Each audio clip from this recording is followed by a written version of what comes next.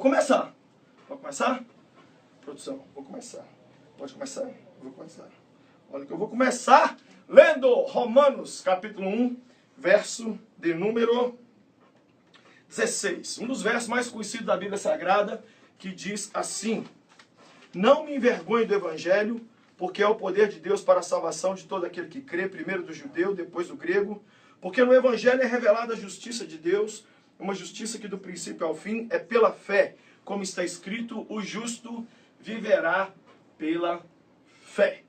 Na manhã do dia 31 de outubro de 1517, na pequena cidade de Wittenberg, o monge agustiniano Martim Lutero atravessou a praça, foi lá na porta da igreja e pregou. Na verdade, a porta da igreja era o lugar onde se pregavam os avisos. Então, não estava pregado só as 95 teses de Lutero. Tinha lá aviso de forró, aviso que me ofereço para fazer sua laje, olha, sou dentista. Ele foi lá e afixou. Só que o recado dele era uma coisa muito louca. Era um outro tipo de reforma que ele queria fazer. Não era dos dentes, nem de casa, de ninguém. Eu imagino até que alguém virou para o Lutero e falou assim: você está dando essas marteladas na porta, é para fixar a porta? E ele respondeu assim: não, é para fixar a sua teologia. E Lutero, então, não sabia, eu tenho certeza que ele não sabia, que ele estava mudando, na verdade, o curso da história do homem moderno com aquilo que ele estava fazendo. A reforma protestante teve um impacto muito maior do que simplesmente na fé das pessoas, mudou a economia, mudou a sociedade, mudou a forma de pensar sobre Deus, mudou a forma de pensar sobre o próximo, e a série de eventos que aconteceram depois daquilo marcaram a história da humanidade. A reforma é baseada em 5 pontos, e eu quero falar rapidamente sobre esses 5 pontos, as 5 solas, conhecido como as 5 solas. A primeira é sola scriptura, somente a Escritura. Se você olhar aqui para a sua Bíblia, para uma Bíblia, você vai perceber que ela tem 4 linhas. Assim como um campo de futebol, quando a bola sai dentro das 4 linhas, o jogo não está valendo mais. Dessa maneira também tem que ser a minha vida e a sua. Lutero dizia o seguinte: tudo tem que passar pela Escritura. E se qualquer ideia não estiver nas Escrituras, tem que ser rejeitada, ainda que faça chover milagres todos os dias. O homem moderno quer o milagre, quer a resposta. Lutero dizia: temos que querer só o que está nas Escrituras. Mas o que a gente percebe hoje? Uma geração analfabeta de Bíblia. O único assunto que a gente deveria ser doutor, a gente é completamente, desculpa a palavra, imbecil. A gente sabe meia dúzia de versículos e mais nada, né? Na verdade, as canções estão falando mais da Bíblia do que muitas pregações, muitas vezes. O meu pastor, o pastor Márcio, ontem eu estava no culto, domingo, na Lagoinha, ele deve ter lido uns 40 trechos diferentes da Bíblia. Por quê? Porque é um homem que vive a vida pela Escritura. Qual é a sua dosagem diária de Bíblia? Se nós não lemos nossa Bíblia, nós estamos dizendo para Lutero assim: você foi um babaca, você foi um idiota, porque você levantou a bandeira da Escritura, mas hoje a gente fica o dia inteiro só nas redes sociais. Que eu e você possamos honrar a reforma, honrando o livro da reforma. Uma volta a esse livro é uma volta a Deus. Esse livro fechado não é nada, ele aberto é a voz de Deus falando conosco. Não há revelação fora desse livro. Ou está nesse livro ou não está em lugar nenhum. Alguém disse: Deus me falou. Deus pode até dizer, ministrar alguma impressão ao nosso coração, mas se não estiver baseado nesse livro, é mentira. O segundo sola, segundo princípio da reforma, é só pela fé. Só a fé. Não existe outra coisa no mundo que leva o homem a Deus a não ser fé. Se você ler Mateus, Marcos, Lucas e João, Jesus ficava impressionado só com uma coisa: fé. Mais nada chamava a atenção de Jesus. Nada, absolutamente nada. Nem religião, nem roupa, nem riqueza, nem o templo. Jesus, o tempo todo, o único momento que Jesus fez elogios foi quando ele encontrou fé. O que é o fé? O que é a fé? É o balde que desce lá dentro do poço para pegar a graça.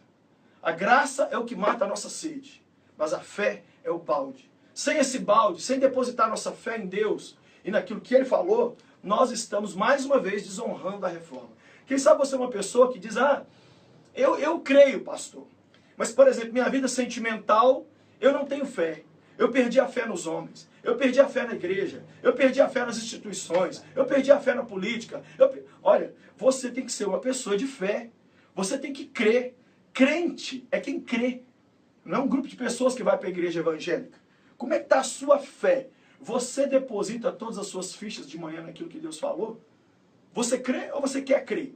Tem muita gente que quer crer. Ah, eu gostaria de crer que Deus realmente vai fazer algo em meu favor. Não. Creia, tenha fé. Que a sua fé levante hoje. Seu coração levante hoje. Para a gente honrar os reformadores. Honrar a palavra de Deus. Terceira sola é graça. Sola gracia. Só pela graça. O que é a graça? Muita gente não sabe o que é. É o favor imerecido de Deus. É Deus escolher a gente. E a gente não sabe até hoje por quê. Por que Deus me escolheu? Pensa em mim. Não tem explicação. Não tem explicação eu estar aqui. Eu não sou melhor do que nenhum muçulmano, do que nenhum ateu, do que nenhum macumbeiro, do que nenhum evangélico. Eu não sou melhor do que ninguém. Eu estou aqui, estou com a palavra dele nas minhas mãos. Você está aí ouvindo. Será que nós somos melhores que alguém? Não, não somos melhor que ninguém. Mas a graça dele nos alcançou. É o sorriso. O que é graça? Vou te dizer o que é graça. É o filho pródigo que saiu da casa do pai, cuspiu no pai e na herança do pai, e quando ele volta, o pai corre para abraçá-lo, e ao invés de falar com ele assim, entra pro quarto, menino, e fica lá calado pensando no que você fez. Não, ele mata o novilho cevado e faz uma festa pro menino que cometeu o maior erro. Graça é te dar o contrário do que você merece. Você merece juízo e Deus então te concede favor. É Deus ir com a nossa cara. A mensagem central da reforma é graça. Não é pelas obras, não é por ser bonzinho, não é por jejuar demais, não é ir na igreja 500 vezes, não é dar o dízimo, não é ficar beijando a Bíblia. O que nos salva e transforma a nossa vida é graça. Ô pastor, então eu posso parar de dar o dízimo, parar de orar, parar de ir na igreja? Não. Você faz essas coisas em resposta à graça. Porque a graça te alcançou, você ora. Porque a graça te alcançou, você lê a Bíblia. Porque a graça te alcançou, você é dizimista. Você não faz para alcançar o favor de Deus. Ele já te deu o favor dele. Você faz porque foi alcançado. Isso é graça. Graça não é o contrário de esforço. Graça é o contrário de mérito. Nós não merecemos, mas ele nos deu. Quarta sola é só Cristo. Só Cristo.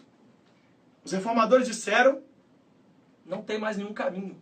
Ele é o único mediador entre Deus e os homens. O Cristo, o homem-Deus que viveu na terra e que abriu mão da sua glória para que hoje tivéssemos acesso ao Pai. Somente Cristo. Não há outro. Não tem ninguém. Um dia eu vi um querido evangélico falando dos católicos. Né? Ah, os católicos idolatram o Papa, porque o Papa não é nada disso, e o pessoal trata o Papa como se fosse Deus. E eu falei com ele, falei assim, mas será que nós evangélicos não temos nossos papas também? Será que a gente não pega determinados pastores ou bandas e idolatra os caras e coloca eles acima de tudo? Uma coisa que eu acho ridícula, sabe o que é? É essa briga entre reformados e neopentecostais. Aí você é reformado ou você é neopentecostal? Isso é ridículo. A prova de que uma pessoa ainda não foi reformada é que ela está tentando reformar outros à força. Lutero não tentou reformar ninguém à força. Lutero buscou uma reforma pessoal e essa reforma pessoal provocou reforma em quem estava perto dele. Pelo contrário, Lutero foi investigado, foi sabatinado, foi levado lá para a dieta de Worms, foi questionado dos seus livros, da sua fé. Se você é uma pessoa que está brigando porque o outro passa óleo na cabeça, bebe água do Rio Jordão, olha, eu quero dar uma palavra para você que você acha reformado. O reformado está sempre preocupado consigo. Ele quer mudar ele. Lutero mudou sua própria vida. E como consequência, tudo mudou ao seu redor. Se você é neopentecostal, está brigando com o reformado, reformado com o neopentecostal, isso é idiota. Cristo é tudo. E nós temos que colocar a centralidade de Cristo de volta no altar, no púlpito das nossas igrejas, nos nossos sermões. Não é falar da gente, não é falar da bandeira da nossa denominação, é falar de Cristo. Sem Jesus, nós não estamos falando de nada. Cristo é tudo. Paulo disse em 1 Coríntios, resolvi saber nada entre vocês a não ser Cristo e esse crucificado. O assunto de Paulo era Cristo. O nosso assunto tem que ser Cristo. E o último é, só lhe deu glória. Somente a Deus a glória. É o quinto e último ponto da reforma protestante. E cara, se eu não estiver aqui fazendo esse vídeo para a glória de Deus, é melhor meter o pé nesse cenário. É melhor desligar a câmera. Se essa camiseta que eu fiz aqui, você não pensa que a gente produz uma camisa ou lança uma Bíblia diferente? Ah, o fim é puramente comercial.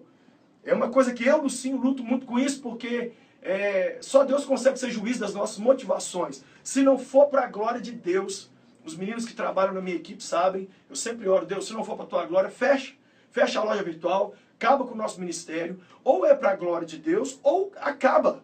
O que é a glória de Deus? É refletir o caráter de Deus. Se o caráter de Deus não for refletido em tudo que a gente faz, olha o que diz a Bíblia, quer comais, quer bebais, faça tudo para a glória de Deus. Então, se usar esse princípio, é possível fazer um gol no futebol para a glória de Deus, é possível comer um prato de comida para a glória de Deus, é possível namorar alguém para a glória de Deus, ou também é possível pregar um sermão e não ser para a glória de Deus. Como é que está a sua vida? Você tem feito um ministério para a glória de Deus? Você tem feito tudo voltado, focado, apontado para o Senhor? Ou vai vivendo, a motivação está toda errada, está tudo atrapalhado? Deus tem falado isso muito comigo. Lucinho, olha a sua motivação. E a motivação tem que ser trazer glória para o Senhor. Esses são os 5 pontos da reforma, mas a frase mais importante da reforma é a seguinte, ó, reformados sempre em reforma. Os reformadores diziam, somos reformados, mas estamos sempre em reforma. Eu, Lucinho, estou em reforma. Eu me lembro que alguns meses atrás, eu escrevi vários objetivos para esse meu ano. E eu fiz aniversário há poucos dias atrás, e eu falei, aos 45 anos, eu quero estar assim, assim, assim, assim, assim. Eu coloquei alguns objetivos, falei com Deus algumas coisas, fiz alguns propósitos, e fui para cima. Falei, não, eu tenho que ter uma reforma, eu tenho que viver uma reforma. Ano passado, 2015, eu consegui levar a minha família lá na pequena cidade de Wittenberg, na Alemanha, e levei eles lá na casa de Lutero, levei na praça onde ele queimou a bula papal, levei eles na casa de Melanchthon, outro grande reformador, e levei eles lá no portão onde Lutero afixou as teses. Cara, foi uma experiência muito louca, mas eu reuni minha família e falei assim, de que adianta a gente ter vindo aqui nesse lugar tão especial e voltar para casa igual? Nós temos que provar para Deus que Ele não estava errado em investir na gente essa viagem. Esse live que eu estou fazendo, ele tem um objetivo só, lembrar a gente o preço que homens santos pagaram 500 anos atrás, alguns com a própria vida, para a gente hoje ter uma fé reformada. E viver uma vida reformada. O ano está acabando, faltam 2 meses. Como é que você vai definir seu 2016? Ah, pastor, foi um ano desgraçado. Ei, uma peste de um ano ruim. Ah, eu perdi tudo. Ah, você ainda tem tempo de viver uma reforma pessoal. É isso que eu quero para mim. É isso que eu quero para o Davi, para a Emily, para a Patrícia. É isso que eu quero para a equipe que trabalha comigo. É isso que eu quero para você. Viver uma reforma. Temos que viver uma reforma. Sem uma reforma, a gente vai endurecendo, ficando a mesma coisa, e o pior, a gente acha bonito ser feio. Vai ficando cada vez mais feio, mas achando que está bonito. Não, eu estou bem, eu estou bem, eu estou bem. Já viu aquela pessoa que nunca vai na academia, nunca malha, nunca faz um exercício físico? Aí ele chega na frente do espelho e fala assim, eu podia dar uma melhorada aqui, mas eu estou bem. Mas aí um dia ela resolve ir na academia e faz um dia de malhação. Ela volta para casa, como é que ela fica? Ai, meu Deus do céu, eu não estou aguentando. Por quê? Ela descobre que na verdade ela não estava nada bem. Que esse 31 de outubro seja tudo, menos Halloween. A não ser que você seja uma bruxa. E você pega e monta uma vassoura aí, sai quebrando. Mas se você não é bruxa, por favor, vamos seguir o exemplo do nosso querido Lutero, que tinha suas crises pessoais, foi reformado por Deus e por isso foi usado para reformar a vida de milhões. E até hoje está reformando em cima de princípios tão simples, todos baseados nesse livro santo. Eu quero fazer uma oração com você. Pai querido, abençoa cada um que está me assistindo. Eu não sei quantos são, de onde são, mas eu quero te pedir a começar de mim, faz uma reforma muito grande em quem somos, no que falamos, no que queremos, no que pensamos. Deus, ano que vem, 500 anos da reforma, nós queremos honrar o Senhor.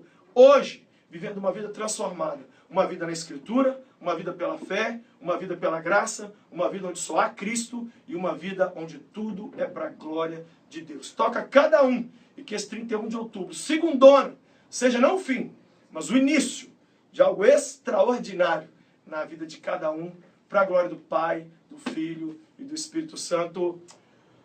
Amém!